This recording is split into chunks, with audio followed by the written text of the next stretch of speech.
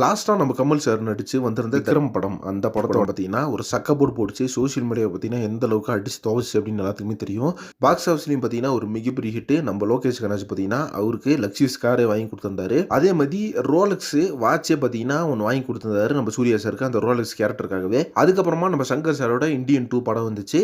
So Vikram படத்துக்கு அப்புறமாவே பார்த்தீங்கன்னா அடுத்த படம் என்னவா இருக்கும், கண்டிப்பாக அடுத்த படம் ஒரு மிகப்பெரிய பாக்ஸ் ஆஃபீஸ் கலெக்ஷன்ஸ் கொடுக்கும் அப்படின்ற மாதிரி ஃபேன்ஸ் எல்லாம் பயங்கரமாக எதிர்பார்த்துட்டு இருந்தாங்க. பட் கமல் சார் பார்த்தீங்கன்னா அந்த மாதிரிலாம் பண்ணாமல் இந்தியன் 2 படத்தில் நடிச்சு கொடுத்தாரு. அதே மாதிரி இந்தியன் 2ல பார்த்தீங்கன்னா ஏகப்பட்ட அசம்பாவிதங்களும் நடந்துச்சு. ஒரு கட்டத்தில் பார்த்தீங்கன்னா இந்த படமே வேணாண்டா அப்படின்ற மாதிரி ஆயிடுச்சு. ஏன்னா பார்த்தீங்கன்னா லைக்காக்கும் சங்கருக்கும் ஒரு பக்கம் சண்டை. அதே மாதிரி படத்தோட செட்டில் பார்த்தீங்கன்னா செட்ஸ் விழுந்து பார்த்தீங்கன்னா ஒருத்தர் இறந்துட்டாரு, அதுவும் தெரியும். அந்த மாதிரி விஷயங்கள்லாம் நடந்ததுக்கு அப்புறமாவே இந்த படம் வந்து ரிலீஸ் பண்ணவே வேணாம் அப்படின்ற மாதிரி ஃபேன்ஸ் எல்லாம் ரொம்பவே கடுப்பாயிட்டாங்க. ஏன்னா ஒரு ப்ராப்பரான அப்டேட் வந்து லைக்கா எந்த படத்துக்குமே கொடுக்க கிடையாது. தலையை வச்சு படம் எடுத்தாங்க, அந்த படத்துக்குமே கொடுக்கல. ஸோ சூப்பர் ஸ்டார் படத்துக்கும் சரியா கொடுக்கல. இந்த மாதிரியே பார்த்தீங்கன்னா லைக்காவும் பண்ணிட்டு இருந்தாங்க. ஸோ ப்ரொடக்ஷன் ஹவுஸும் சரியில்லை, படத்தில் ஒர்க் பண்ண டெக்னீஷியன்ஸும் சரியில்லை அப்படின்ற மாதிரி ரொம்பவே வந்து அப்செட்டாக இருந்தாங்க ஃபேன்ஸ் எல்லாருமே. அதுக்கப்புறமாவது ஒரு நல்ல படம் கொடுப்பாரு அப்படின்னு பார்த்தா இந்தியன் 2 அப்படின்ற ஒரு செம்மையான மொக்க படத்தை கொடுத்து ஃபேன்ஸை பார்த்தீங்கன்னா ரொம்பவே கதிக்கலங்க வச்சுட்டாரு.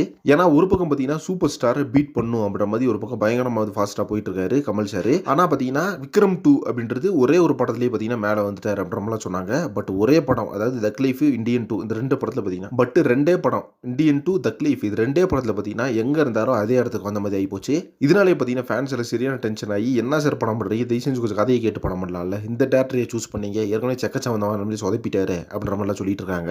இது பத்தாதுன்னு சொல்லிட்டு கர்நாடகாவில் போய் அங்கே படத்தோட ப்ரமோஷனுக்கு தமிழ் தான் முதல்ல, கன்னடாவில் கிடையாது அப்படின்ற மாதிரி சொல்லி அங்கே படத்தை ரிலீஸே பண்ண விடாது பண்ணிட்டாங்க. அதில் ஒரு 30 கோடி வந்து லாஸு. ஸோ இது எல்லாத்தையும் தாண்டி அடுத்த படம் வந்து என்ன பண்ணுவார், ஸோ இதுலேருந்து எப்படி ரெக்கவர் ஆகுவார் அப்படின்னு எதிர்பார்த்துக்கும் போது அடுத்து வந்து விக்ரம் 3 தான். ஏன்னா லோகேஷ் கனாஜிட்ட இப்போ அப்ரோச் பண்ணியிருக்காரு, அந்த படத்தையும் நானே ப்ரொடக்ஷன் பண்ணுறேன் அப்படின்ற மாதிரி சொல்லியிருக்காரு. சூர்யா சார்ட்டையும் பேசியிருக்காரு, ரோலக்ஸ் படத்தை கேவிஎன் பண்ண வேணாம், இந்த படத்தை நானே பண்ணுறேன் அப்படின்ற மாதிரி பேசியிருக்காரு. அதுக்கு சூர்யா சார் ஓகே சொல்லியிருக்காரு அப்படின்ற மாதிரி தான் நியூஸ் போயிட்டு இருக்கு. இந்த நியூஸ் தான் பார்த்தீங்கன்னா இப்போ பயங்கர ஃபாஸ்ட்டாக போயிட்டு இருக்கு. இதை பற்றி உங்கள் ஒப்பீனியன் என்ன அப்படின்றத கமெண்ட் பாக்ஸில் மென்ஷன் பண்ணுங்க. அடுத்த படத்துலையாவது ஒரு நல்ல கதையை கேட்டு பண்ணுறாரா, இல்லை வந்து ஒரு மிகப்பெரிய பாக்ஸ் ஆஃபீஸ் எல்லாம் கொடுக்குறாரா அப்படின்னு சொல்லிட்டு வெயிட் பண்ணி பார்க்கலாம். ஸோ நம்ம கமல் சாரோட அடுத்த அப்டேட் என்ன வரும், அடுத்த படம் வந்து என்னவா இருக்கும்னு சொல்லிட்டு இதை பற்றி உங்கள் ஒப்பீனியன் என்ன அப்படின்றத கமெண்ட் பாக்ஸில் மென்ஷன் பண்ணுங்க. அண்ட் இதே மாதிரி சினிமா பற்றின இன்ட்ரெஸ்டான தகவலுக்கு சேனல் சப்ஸ்கிரைப் பண்ணுங்க. நெக்ஸ்ட் ஒரு இன்ட்ரெஸ்ட் பண்ணுறேன். Thank you very much.